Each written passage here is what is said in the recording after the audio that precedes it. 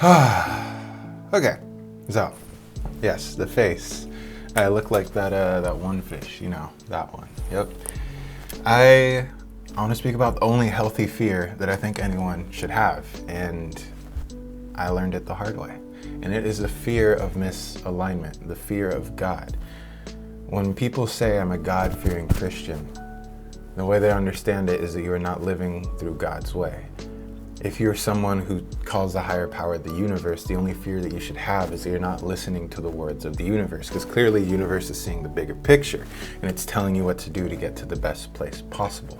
So when you're not listening to it, you're not really following the best path for you. And when you're not doing that, you know, you might break your face. This doesn't just happen. Okay, this comes through persistence of pride, persistence of greed, persistence of lust, persistence of misalignment. That's where all suffering stems from.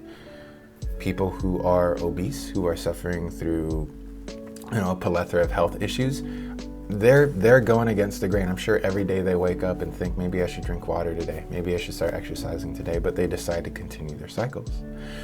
So where I went wrong was not honoring myself. It always goes back to honoring your energy. Crazy how the guy that made that video ends up not doing it. Still learning.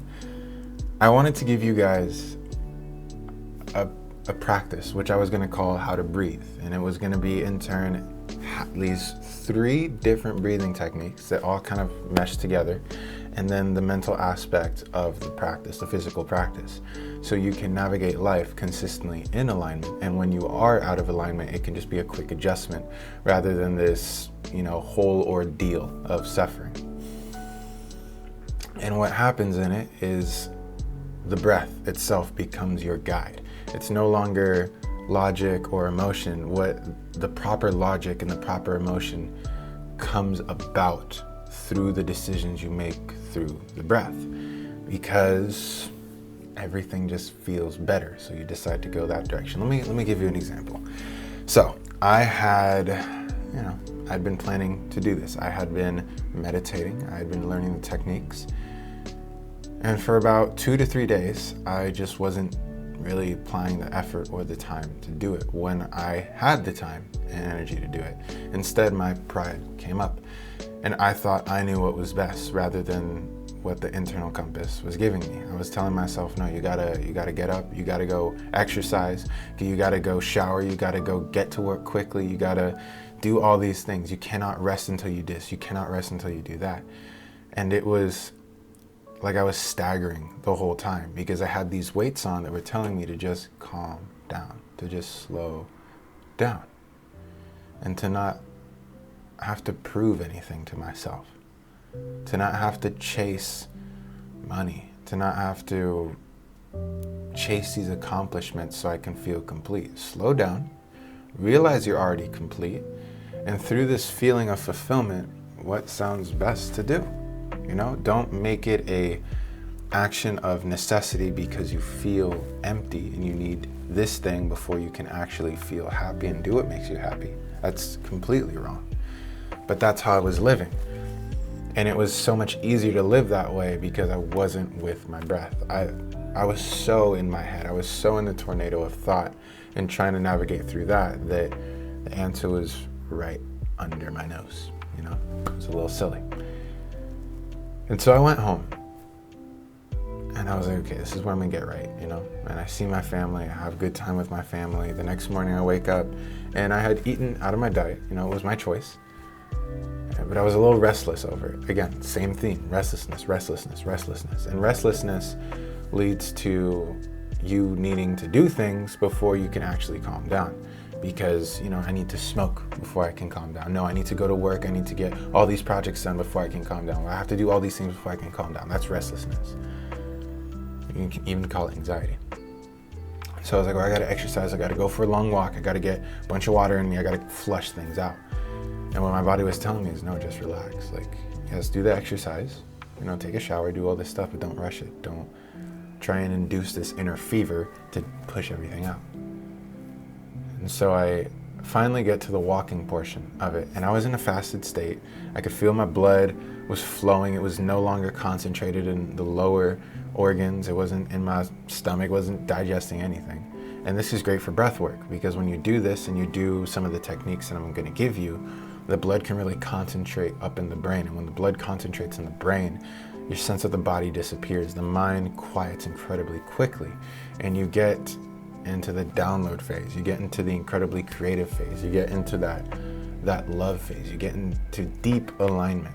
So upon return, it's much easier to get back in that alignment while in a waking state, because you have an incredible reference point. And so what I was thinking was that I needed to will this super long walk to happen with breath work and all this stuff, so then I could go home and relax. That was pride speaking. That was me thinking I needed to create things my way rather than how they were coming to me, because everything I was asking for was coming to me. I would have taken another walk. In fact, I did take another walk after I ate, which is what would have happened anyway, because what I was deeply getting within me, the inner compass, was telling me to just go home, just eat a melon, hang out for a second, stretch, and then go on a walk. Maybe invite a family member, but 2 walks, and those 2 walks together would have been the total distance which I desired. That would have been a natural unfoldment of things, which is alignment. You take your hands off the reins and you just flow in this river of love and this bliss and this consistent unfoldment of things that just get better and better and better. And it's so sweet. It's just the right amount, you're not overdoing it. And it's so beautiful. But through pride, I was forcing it. So I went to this park and I was like, okay, we're gonna get these reps in. But I didn't even get these reps in with the breathing technique, because I was, for lack of a better word, masturbating it. I was abusing the effect that it had, because I was restless. And when I'm restless, I don't act accordingly. I act out of pride. So it's just, how deep can I go? How far can I go? Rather than feeling like that's naturally what I want to do. And I overdid it. I blacked out and I fell around 6 feet forward onto asphalt, because the chair that I was on was a little bit lifted. And I came to, there's blood rushing everywhere. Yeah, I was just like, all right, you did it. This is what happens when you don't listen. And I don't know I don't think it's wrong. It doesn't feel wrong to say. But the more in the alignment that you get, the stronger the repercussions, because of the amount of energy you can output. And if that energy that you're outputting is in the wrong direction, you're going to create a lot more havoc. And if the energy you're putting is in the direction of your alignment, your truest good, what the universe is telling you, what the God is telling you, what Krishna is telling you, whatever you want to call that higher power is telling you to do, yourself, you create so much more good in your life. And there's no cap to how much you can do in one day. There is no certain amount of healing you can do in one day. It's just how willing are you to just lose yourself in this internal compass, in this love. This internal compass is love. It's looking after you. It's you looking after you to the highest degree. And it's a part of you that's bigger.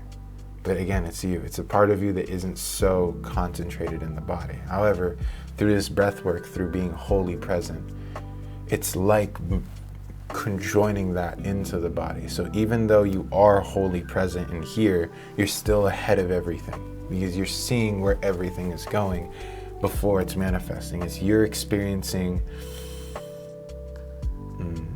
where you're really at is out here. Where the body is right here.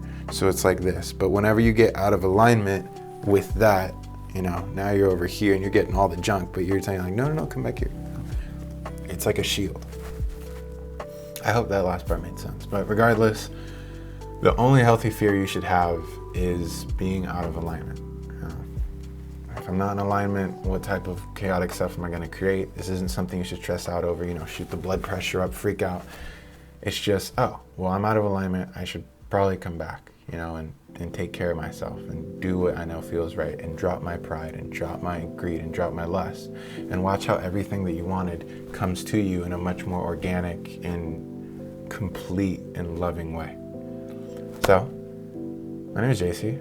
I'm going to keep doing the practices. I'm going to keep refining it. I'm going to, return in whenever feels appropriate, honestly. And yeah, I'm excited. Just lessons. That's all this is. Just lessons.